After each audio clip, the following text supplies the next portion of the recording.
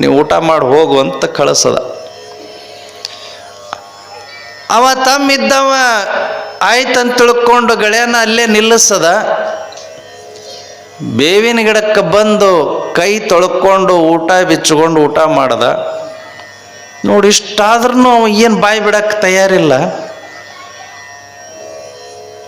ಅವ ನೋಡಿನೂ ನೋಡಲ್ದಂಗ ನಾಟಕ ಮಾಡಾಗತ್ತೇನ. ಖರೇನೋ ಖರೆ ನಾನೇನು ಮಾಡ್ತೀನಿ ಅಂತ ತಿಳ್ಕೊಂಡು ಅವನಿಗೆ ಸಂಶಯ ಐತಿ ಅಂತ ತಿಳ್ಕೊಂಡು ನಾ ಅಣ್ಣನ ತಲೆಯಾಗ. ಅದು ಒಂದು ಕಾಲ ಇತ್ರಿ, ಹೊಲದೊಳಗನ ಬಣಿವೆ ಹೊಡ್ತಿದ್ರು. ಸಾಯಂಕಾಲ ದಿನಾ ಹೊಲಕ್ಕೆ ಹೋಗ್ತಿದ್ರಲ್ಲ. ದಿನಾ ಹೊಲಕ್ಕೆ ಹೋದಾಗ ಸಾಯಂಕಾಲ ಮನೆಗೆ ಬರಬೇಕಾದ್ರೆ ತಮ್ಗೆ ಎಷ್ಟು ಬೇಕು ಅಷ್ಟು ಹೊಟ್ಟು ಸೊಪ್ಪಿ ಎಲ್ಲ ತಗೊಂಡು ಬಂದ್ಬಿಡ್ತಿದ್ರು. ಮತ್ತೆ ಮರುದಿವಸ ಹೊಲಕ್ಕೆ ಹೋದಾಗ ಮತ್ತೆ ಬರಬೇಕಾದ್ರೆ ಕಟ್ಟಿಗೆ, ಕುಳ್ಳ, ಹೊಟ್ಟು, ಸೊಪ್ಪಿ ಅಷ್ಟು ಎಲ್ಲ ತಗೊಂಡು ಬರೋರು. ಮನೆ ಹತ್ಯಾಕ ಭಾಳಷ್ಟು ಜನ ಜಾಗಿಲ್ಲದಕ್ಕೆ ಬಣಿವಿ ಒಟ್ಕೊಂತಿದ್ದಿಲ್ಲ. ಯಾರೋ ಒಬ್ಬರು ಇಬ್ಬರು ಶ್ರೀಮಂತರು ಮನೆ ಹತ್ಯಾಕ ಒಟ್ಕೊಂತಿದ್ರು ಊರ ಮುಂದೆ. ಇಲ್ಲೇನಾಯ್ತು ಅಂತೇಳಿ ಅಂತಂದ್ರೆ ಆ ನಿಧಿ ಏನಿತ್ತು, ಬಂಗಾರದ ಗಡಿಗೆ ಏನು ಸಿಕ್ಕಿತ್ತಲ್ಲ, ಅಣ್ಣನ ತಲೆ ಒಳಗೆ ವಿಚಾರಗಳು ಬರಾಕತ್ತಿಬಿಟ್ಟು. ನಮ್ಮ ತಮ್ಮ ಬೇಕಂತೇಳಿ ನನ್ನ ಮನಸ್ಸು ಪರೀಕ್ಷೆ ಮಾಡಾಗತ್ತಾನ. ಅವ ಎಲ್ಲ ನೋಡಿರ್ತಾನ, ಯಾಕಂತಂದ್ರೆ ರಂಟಿ ಹೊಡ್ಕೊಂತ ಹೋಗ್ಯಾನ, ನೋಡಿರ್ತಾನ. ನನ್ನ ಮನಸ್ಸು ಪರೀಕ್ಷೆ ಮಾಡಾಗತ್ತಾನ. ನೋಡಲ್ದಂಗೆ ಹೆಂಗೆ ಕುಂತ ನೋಡ ಕಳ್ಳ ಅಂತ ತಿಳ್ಕೊಂಡಿವ. ಅವನ ಕಡೆಗೆ ನೋಡಿದಾಗೆಲ್ಲ ವಿಚಾರ ಮಾಡ್ತಿದ್ದ. ಸುಮ್ಮನೆ ಹಂಗ ಹೊಲ ಅಡ್ಡಾಡ್ಕೊಂತ ನೋಡ್ಕೊಂತ ಅಡ್ಡಾಡ್ದಂಗ ಮಾಡ್ದ. ಅವ ತಮ್ಮಿದ್ದವ ಬೇವಿನ ಗಿಡ ಭಾಳ ಸಂಪಿತ್ತು.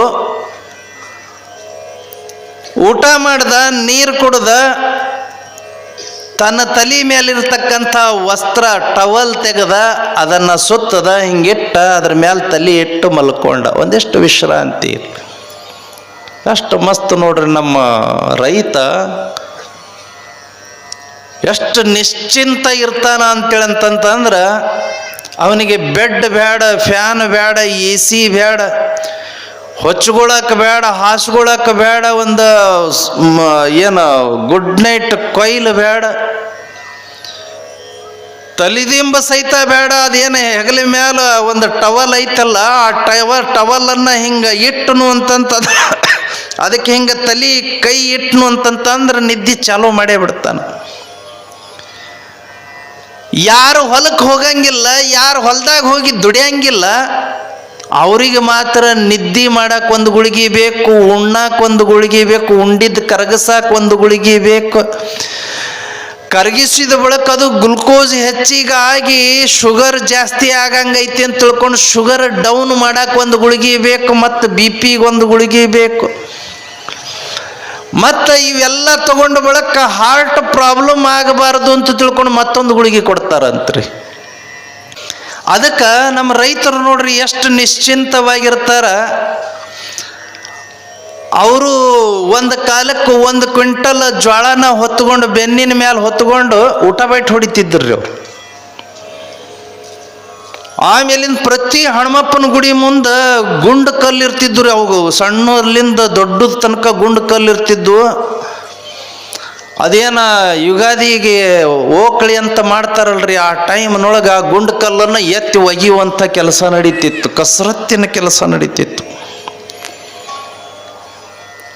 ಆ ನಂತರದೊಳಗೆ ನಮ್ಮ ತಾಯಂದಿರು ತಮ್ಮ ಮಕ್ಕಳಿಗೆ ದುಡಿತೈತಿ ಅಂತ ತಿಳ್ಕೊಂಡು ಅವ್ರು ಏನು ಮಾಡ್ತಿದ್ರು ಅಂತಂತಂದ್ರೆ, ಬೆಳಿಗ್ಗೆ ಎದ್ದ ತಕ್ಷಣನೇ ಕೊಬ್ಬರಿ ಬೆಲ್ಲ ತಿನ್ನಿಸಿ ಒಂದು ಚರಿಗೆ ಗಟ್ಟಿ ಜವಾರಿ ಆಕಳ ಹಾಲು ಕುಡಿಸ್ತಿದ್ರು. ಈಗ ಹಾಲು ಕುಡಿಸಕ ಆಕಳನ್ನೂ ಇಲ್ಲ, ಇವು ಕುಡಿಯವು ಮಕ್ಕಳನ್ನೂ ಇಲ್ಲ, ಇವು ಹೋಗಿ ಆಲ್ಕೋಹಾಲ್ ಕುಡಿದು ಬಂದ್ಬಿಟ್ಟಿರ್ತಾವೆ. ಮತ್ತೇನು ಕುಡಿಸೋದೈತೆ ಅಲ್ಲಿ? ಆಲ್ಕೋಹಾಲ್ ಕುಡಿದು ಬಂದ್ಬಿಡ್ತಾವ. ಕೊಬ್ಬರಿ ಬೆಲ್ಲ ಅಂತೂ ತಿನ್ನಂಗೆ ಇಲ್ಲ, ಹೋಗಿ ಕಬರಿಗೆಟ್ಟ 1-2 ಇಡ್ಲಿ ತಿಂದು ಹೊಲಕ್ಕೆ ಓಡೋಗ್ಬಿಡ್ತಾವ. ನನಗೆ ಯಾಕೆ ಬರ್ಬೇಕ್ರಿ? ದಿನ ಒಂದು ದಿವಸ ನಾ ಮನ್ಯಾಗ ಕುಂಡ್ರಂಗಿಲ್ಲ, ದಿನ ಹೊಲಕ್ಕೆ ಹೋಗ್ತೀನಿ, ನನಗೆ ಯಾಕೆ ಶುಗರ್ ಬಂತು ಅಂತ ಪ್ರಶ್ನೆ ಮಾಡ್ತಾರೆ. ಆಹಾರದ ವ್ಯತ್ಯಾಸ, ನಿಮ್ಮ ಜೀವನ ಶೈಲಿಯ ವ್ಯತ್ಯಾಸ ಆಗೈತಿ.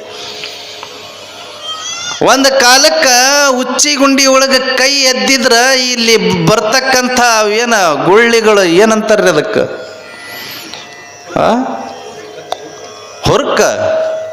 ಹುರ್ಕ ಅವು ಹೋಗ್ತಿದ್ದು ರೀ.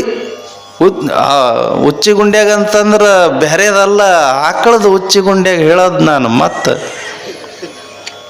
ಎಲ್ಲೆಲ್ಲರ ಕೈ ಎದ್ದದಲ್ಲ, ಆಕಳ ಉಚ್ಚಿಗುಂಡ್ಯಾಗ ಹಿಂಗೆ ಕೈ ಎದ್ದಿದ್ರು ಹುರುಕ್ ಹೋಗ್ತಿದ್ದು. ಅಂಥ ದಿವ್ಯ ಔಷಧಿ ನಮ್ಮ ಹಕ್ಕಿ ಒಳಗಿರ್ತಿತ್ತು. ಅದೆಲ್ಲವನ್ನ ನಾವು ಕಳ್ಕೊಂಡ ಬಳಿಕ ನಮಗೆ ದಿವ್ಯ ಔಷಧಿ ಅಂತಂತಂದ್ರೆ ಟಾಣಿಕ, ಗುಳಿಗೆ, ಇಂಜೆಕ್ಷನ್ ಇವಾಗಿಬಿಟ್ಟವ್ರಿ.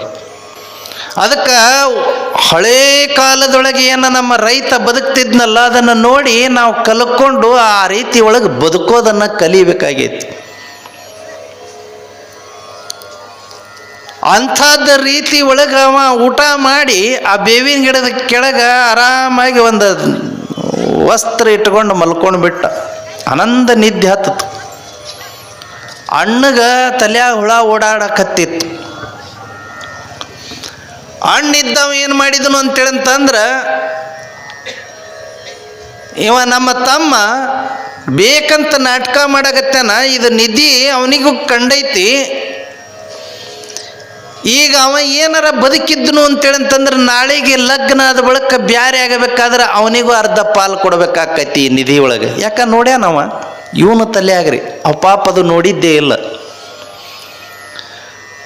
ಇವನ ತಲೆಯಾಗ ಅವ ನೋಡ್ಯಾನ, ಅರ್ಧ ಪಾಲು ಕೊಡ್ಬೇಕಾಕೈತಿ ಅಂತ ತಿಳ್ಕೊಂಡು ಇವನ ತಲೆಯಾಗ ಇನ್ನು ಅವ ಬದುಕಿಲ್ಲ ಅಂತಂದ್ರೆ ಅಷ್ಟು ನನಗೆ ಆಕೈತಲ್ಲ ಅಂತ ವಿಚಾರ ಬಂತು. ಅವ ಮಲ್ಕೊಂಡಿದ್ದು ನೋಡಿ ಇದ ಸುಸಂದರ್ಭ ಅಂತ ತಿಳ್ಕೊಂಡು ಒಂದು ದೊಡ್ಡ ಕಲ್ಲು ಎತ್ತು ತಗೊಂಡು ಹೋಗಿ ಅವ ಮಲ್ಕೊಂಡ ತಮ್ಮನ ತಲೆ ಮೇಲೆ ಹಾಕದ. ಒಂದ ಹೊಡ್ತಕ್ಕ ಸತ್ತು ಹೋತ್ರಿ. ಸತ್ತು ಹೋದ ಬಳಿಕ ಅದರದ ಹೆಣನ ಮಣ್ಣು ಮಾಡಬೇಕಲ್ರಿ. ಆ ಹೆಣ ಮಣ್ಣು ಮಾಡಬೇಕು. ಮಣ್ಣು ಮಾಡಲಿಲ್ಲ ಅಂದ್ರೆ ಊರಾಗ ಗೊತ್ತಾಗ್ತದ. ನಿಧಿ ಸಲುವಾಗಿ ತಮ್ಮನ್ನ ಅಣ್ಣ ಕೊಲೆ ಮಾಡ್ಯಾನ ಅಂತ ತಿಳ್ಕೊಂಡು ಗೊತ್ತಾತು ಅಂತಂತಂದ್ರೆ ಎಲ್ಲರೂ ಕೂಡ್ಕೊಂಡು ರಾಜನಿಗೆ ಹೇಳ್ತಾರೆ, ನನ್ನ ಗಲ್ಲಿಗೆ ಏರಿಸ್ತಾರ, ಈ ನಿಧಿನ ಅವ್ರು ತೊಗೊಂಡು ಹೋಗಿಬಿಡ್ತಾರೆ. ಏನೂ ಸಿಗಲ್ದಂಗೆ ಆಗ್ತದೆ. ಅದಕ್ಕೆ ಇವನು ತೊಗೊಂಡು ಒಯ್ದು ಬಣವ್ಯಾಗ ಮುಚ್ಚಿಟ್ಟು ನಾನು ತೆಗೆದರಾತು ಅಂತ ತಿಳ್ಕೊಂಡು ಎಳ್ಕೊಂಡು ಹೋಗಿ ಬಣವ್ಯಾಗ ಮುಚ್ಚಿಟ್ಟು ಅದ್ರ ಮ್ಯಾಲ ಸೊಪ್ಪಿ ಸೆದಿ ಹಾಕಿ ಮುಚ್ಚಿ ಒಂದು ಕಡೆಗೆ ತೆಗೆಯಕ್ಕೆ ಚಾಲೂ ಮಾಡ್ದ. ಬ್ಯಾಸ್ಗಿದಿಂದಾಗ ಅಂತಂದ್ರೆ ಭಾಳ ಅಂತಂದ್ರೆ 12 ಗಂಟೆಗೆ ಹೊಳ್ಳಿ ಬಂದು ಬಿಡ್ತಾರ್ರಿ. ಹರಗಕ್ಕೆ ಹೋದ್ರೇನು ರಂಟಿ ಹೊಡ್ಯಕ್ಕೆ ಹೋದ್ರೇನು ರೈತರು ಹೊಳ್ಳಿ ಬಂದುಬಿಡ್ತಾರೆ. ಕೆಟ್ಟ ಬಿಸಿಲಾಗ ದಣಿಯಕ್ಕೆ ಹೋಗಂಗಿಲ್ಲ. 12, 1 ಗಂಟೆ 2 ಗಂಟೆ ಆದ್ರೂ ಇಬ್ಬರು ಮಕ್ಕಳು ಹೊಲಕ್ಕೆ ಹೋದವ್ರು ಬರಲಿಲ್ಲ ಅಂತ ಮನ್ಯಾಗ ತಾಯಿಗೆ ಮುದುಕಿಗೆ ಚಿಂತೆ ಆಯ್ತು. ಆಕಿ ವಿಚಾರ ಮಾಡಿದಳು, ಇವು ಹೋಗಿ ಬರವಲ್ಲು ಅಂತೇಳಿ ಏನು ಮಾಡಾಕತ್ತೇವ ನೋಡಿ ಕರ್ಕೊಂಡು ಬಂದ್ರಾತು. ಬಿಸಿಲಾಗ ಯಾಕೆ ಬೇಕು ಇದು ಬಾಳೆವು ಅಂತ ತಿಳ್ಕೊಂಡು ಅಕ್ಕಿ ಹುಡುಕ್ಯಾಡ್ಕೊಂಡು ಹೊಲಕ್ಕೆ ಬಂದೋಡ್ರಿ ತಾಯಿ ಇದ್ದಕ್ಕಿ. ಇವ ಮಗ ಹಿರಿಯ ಮಗ ಒಬ್ಬ ತೆಗ್ಯಾಕತ್ತಿದ್ದ. ಸಣ್ಣ ಮಗ ಕಾಣಲಿಲ್ಲ, ಗಳೆ ನಿಂತಲ್ಲೇ ನಿಂತೈತಿ. ತಾಯಿ ಬಂದಕ್ಕೆ ಹಿರಿಯ ಮಗನಿಗೆ ಕೇಳಿದಳು, ಎಲ್ಲಿ ತಮ್ಮ ನಿಮ್ಮ ತಮ್ಮ ಎಲ್ಲಿ ಕಾಣವಲ್ಲ, ಬಂದೇ ಇಲ್ಲ ಮನೆಗೆ, ಎಷ್ಟು ಟೈಮ್ ಆಯ್ತು, ಯಾಕೆ ಇಷ್ಟು ಟೈಮ್ ಮಾಡಾಕತ್ತೀರಿ ಅಂತ ಕೇಳಿದಳಕ್ಕೆ. ಇಲ್ವಾ, ಅವ ನೀರು ಕುಡಿಯಕ್ಕೆ ಹೋಗ್ಯಾನಲ್ಲಿ ಹೊಲದಾಗ ವರ್ತಿ ಅಂತ ಇರ್ತಿದ್ದು ನೋಡ್ರಿ, ಅದಾವನ್ರಿ ನಿಮ್ಮೂರಾಗ.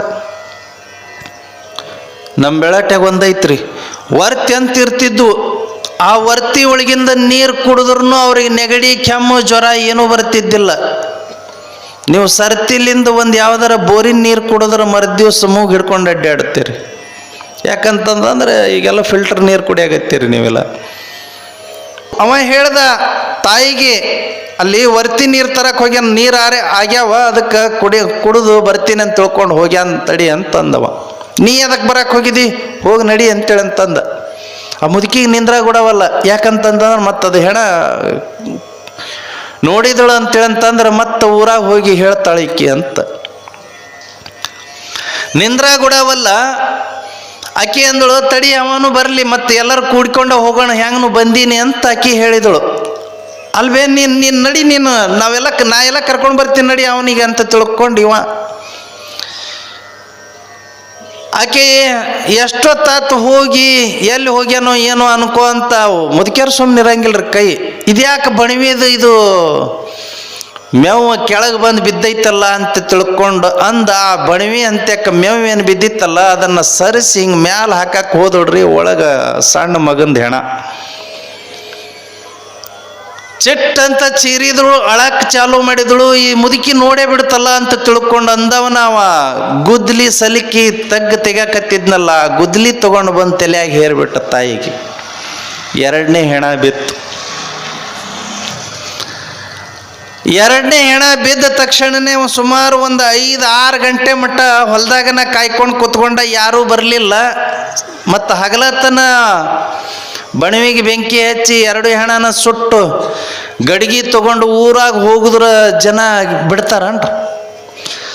ಅದಕ್ಕೆ ವಿಚಾರ ಮಾಡಿ ಒಂದಿಷ್ಟು 5-6 ಗಂಟೆ ಎಲ್ಲ ರೈತರು ಊರಾಗ ಹೋಲಿ ಅಂತ ತಿಳ್ಕೊಂಡು ವಿಚಾರ ಮಾಡಿ 5-6 ಗಂಟೆ 7 ಗಂಟೆ 8 ಗಂಟೆ ಮಟ್ಟ ಕಾಲ ಕಳೆದು ಆ ನಂತರದೊಳಗೆ ಜನ ಎಲ್ಲ ಹೊಲದಾಗಿನ ಇರ್ತಕ್ಕಂಥ ಜನ ರೈತರೆಲ್ಲ ಊರಿಗೆ ಹೋದ ಬಳಿಕ 2 ಹೆಣನ ಅದೇ ಬಣವಿ ಒಳಗೆ ಹಾಕಿ ಬೆಂಕಿ ಹಚ್ಚದ. ಆ ಬಣವಿ ಒಳಗೆ ಆ ಹೆಣಗಳು ಸುಟ್ಟೋದು. ತನ್ನ ಹೆಗಲ ಮ್ಯಾಲಿನ ವಸ್ತ್ರ ತಗೊಂಡು ಆ ಗಡಿಗಿನ ಆ ವಸ್ತ್ರದೊಳಗೆ ಹಿಂಗೆ ಕಟ್ಕೊಂಡು ಬಗಲಾಗಿ ಹಿಡ್ಕೊಂಡು ಆ ಬಂಗಾರದ ಗಡಿಗಿನ ಮನೆ ಕಡೆಗೆ ತಗೊಂಡು ಬರಕತ್ತಿದ್ದ. ರಾತ್ರಿ 10 ಗಂಟೆ ಸುಮಾರು 10 ಗಂಟೆ ಸುಮಾರು ಮನೆ ಕಡೆಗೆ ತಗೊಂಡು ಬರಕತ್ತಿದ್ದ. ತಗೊಂಡು ಬರುವಂಥ ಸಂದರ್ಭದೊಳಗೆ ಆ ಊರಿಗೆ ಕಳತನ ಮಾಡಕ್ಕಂತ 4 ಜನ ಕಳ್ಳರು ಬಂದ್ರಿ. ದಾರಿ ಒಳಗೆ ಭೇಟಿ ಆದ್ರು ಇವನಿಗೆ. ಯಾರು ನಿನ್ನ ಎಲ್ಲಿಗೆ ಹೊಂಟಿದಿ, ಏನೈತೆ ಬಗಲಾಗ ಅಂತ ಕೇಳಿದರು. ಅವ ಬಗಲಾಗಿಂದ ತೋರಿಸ್ಲಿಲ್ಲ. ನಾ ತೋರ್ಸಂಗಿಲ್ಲ ಅಂತಂದವ. ತೋರಿಸು ಅಂತೇಳಂತ ಅವರು ತೋರ್ಸಂಗಿಲ್ಲ ಅಂತಂತಂದರು. ಚಾಕು ಹಿಡಿದ್ರು, ಚುಚ್ಚಿ ಬಿಡ್ತೀವಿ ತೋರಿಸು ಅಂತಂದರು. ತೋರ್ಸಂಗಿಲ್ಲ ಅಂದವ. ನೋಡಂತಡಿ ಅಂತ ತಿಳ್ಕೊಂಡು ಕೈ ಹಿಡಿದ್ರು, ಅವನ ಭುಜ ಹಿಡಿದು ಅಂಗಿ ಹಿಡಿದು ಎಳೆದ್ರು. ಒಟ್ಟ ತೋರ್ಸಕ್ಕೆ ತಯಾರ ಇಲ್ಲ. ಅವ ಹೇಳ್ದ, ಗಡಿಗೆ ಹಿಡ್ಕೊಂಡು ಅವ ಹೇಳ್ದ, ಚಮಡಿ ದೂಂಗ ಮಗರ ದಮಡಿ ನೈ ದೂಂಗ ಅಂತ ಹೇಳ್ದ. ನನ್ನ ಮೈ ಮ್ಯಾಗಿಂದ ಚರ್ಮ ತಗೊಳ್ರಿ ಸುಲುಕೊಂಡು, ಆದ್ರೆ ಈ ದಮಡಿ ಬಿಲ್ಲಿ ರೊಕ್ಕ ಕೊಡಂಗಿಲ್ಲ ಅಂದ. ಅಂದ ತಕ್ಷಣ ಏನೋ ಇದು ಐತಲ್ಲೇ ಅದ್ರ ಸಲುವಾಗಿನ ಕೊಡಂಗಿಲ್ಲ ಅನ್ನಕತ್ತೆ. ನಾ ಚುಚ್ಚ್ರಿ ಅಂತ ತಿಳ್ಕೊಂಡು ಚಾಕು ಚುಚ್ಚಿದ್ರು. ಅವನು ಹೆಣ ಬೀಳಿಸಿದ್ರು. ಬಗಲಾಗಿಂದ ಕಸ್ಕೊಂಡು ನೋಡ್ತಾರೋ ನಿಧಿ. ಊರಿಗೆ ಹೋಗಲಿಲ್ಲ, ಯಾರು ಗಾಡಿ ಹೊಡಿಲಿಲ್ಲ, ಅನಾಯಾಸವಾಗಿ ದಾರಿ ಒಳಗನ ಸಿಕ್ತಲ್ಲ ಅಂತ ತಿಳ್ಕೊಂಡು ಖುಷಿ ಆಯ್ತು. ಹೆಣ ಬಿದ್ದು ರೀ ಒಂದು ಗಡಿಗೆ ಸಿಕ್ಕಿದಕ್ಕೆ. ತಮ್ಮಂದು ಹೆಣ ಬಿತ್ತು, ತಾಯಿದ ಹೆಣ ಬಿತ್ತು. ಈಗ ಅದನ್ನ ಹೆಣ ಬೀಳಿಸಿರ್ತಕ್ಕಂಥವ್ನ ಹೆಣನೂ ಬಿತ್ತು. ತಾ ಮಾಡಿದ ಕರ್ಮ ತನಗೂ ಬಿಡಲಿಲ್ಲ. 3 ಹೆಣ ಬಿದ್ದು. ಇವ್ರು 4 ಜನ ಕಳ್ಳರು. ಆ 4 ಜನ ಕಳ್ಳರು ಆ ಗಡಿಗಿನ ತಗೊಂಡು ಹೋದ್ರು. ಒಂದು ದಾರಿ ಒಳಗ ಒಂದು ಗಿಡದ ಕೆಳಗ ಗಡಿಗಿನ ಇಟ್ಟರು, ಸುರುವಿದ್ರು, ನೋಡಿದ್ರು. 4 ಪಾಲಾಗಬೇಕು. ಅದರೊಳಗೆ 4 ಜನ ಆದ್ರೆ 4 ಪಾಲಾಗಬೇಕು. ಇಬ್ಬರು ಐಡಿಯಾ ಮಾಡಿದ್ರು. ಇಬ್ಬರನ್ನ ಊಟ ತರ ಕಳ್ಸೋಣಂತಾವು. ಊಟ ತೊಗೊಂಡು ಬಂದ ಬಳಿಕ ನಾವು ಗಡಿಗಿನ ಹಂಚಿಕೊಳ್ಳೋಣ ಅಂತ ವಿಚಾರ ಮಾಡಿದ್ರು. ಆಯಿತು ಅಂತ ತಿಳ್ಕೊಂಡು ಹೇಳಿ ಇನ್ನಿಬ್ಬರಿಗೆ ಹೇಳಿದರು, ನೀವು ಹೋಗಿ ಊರಾಗ ಹೋಗಿ ಊಟ ತಗೊಂಡು ಬರ್ರಿ. ಊಟ ತಗೊಂಡು ಬಂದ್ರಿ ಅಂತೇಳಂತಂದ್ರೆ 4 ಜನ ಊಟ ಮಾಡಿ ಆನಂದವಾಗಿ ಗಡಿಗೆ ಹಂಚ್ಕೊಂಡು ಯಾರ್ಯಾರಿಗೆ ಎಷ್ಟೆಷ್ಟು ಬರ್ತೈತೆ ಹಂಚ್ಕೊಂಡು ಆನಂದವಾಗಿ ಮನೆಗೆ ಹೋಗೋಣಂತ, ನಮ್ಮ ಮನಿತನ ಉದ್ಧಾರ ಅಕ್ಕವ ಅಂತ ತಿಳ್ಕೊಂಡು ಮಾತಾಡಿದರು. ಆಯ್ತಂತ ತಿಳ್ಕೊಂಡು ಇಬ್ಬರು ಊಟ ತರಾಕಂತ ತಿಳ್ಕೊಂಡು ಊರಾಗ ಬಂದ್ರಿ.